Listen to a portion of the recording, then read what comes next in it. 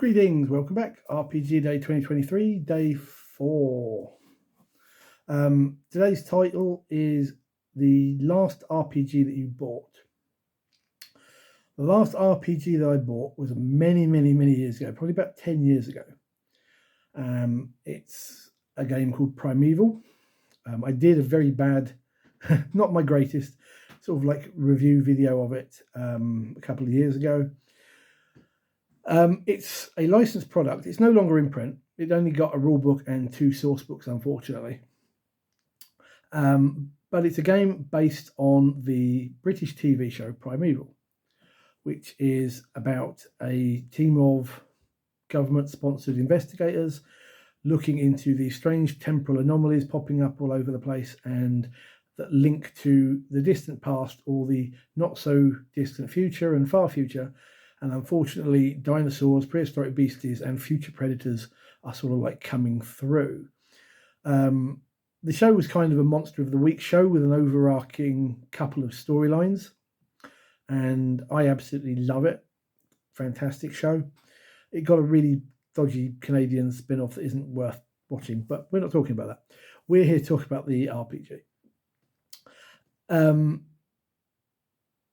Now, for the life of me now, I started talking, I can't remember who published it.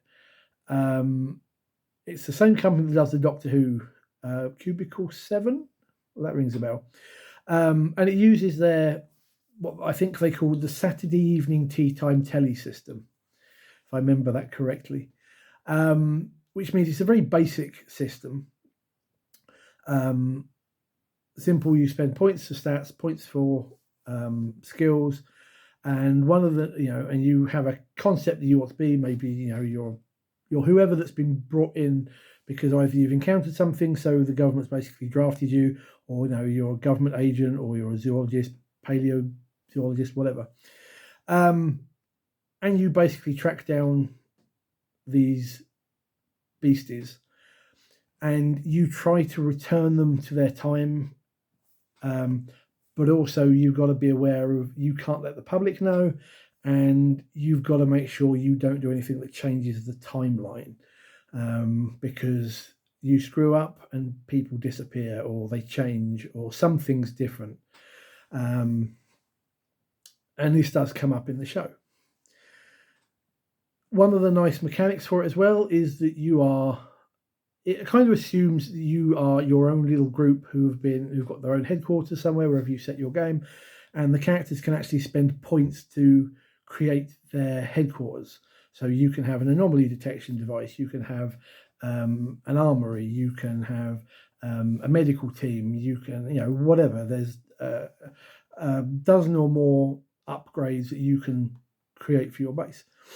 And I really like the game because I'm a fan of the show. I'm a big fan of dinosaurs and things. And unfortunately, I've only ever got to run it once, which was the default scenario in the book. I do have in mind a campaign I would like to sit down and write if I could get people to play it. But that's the last game that I bought. There you go.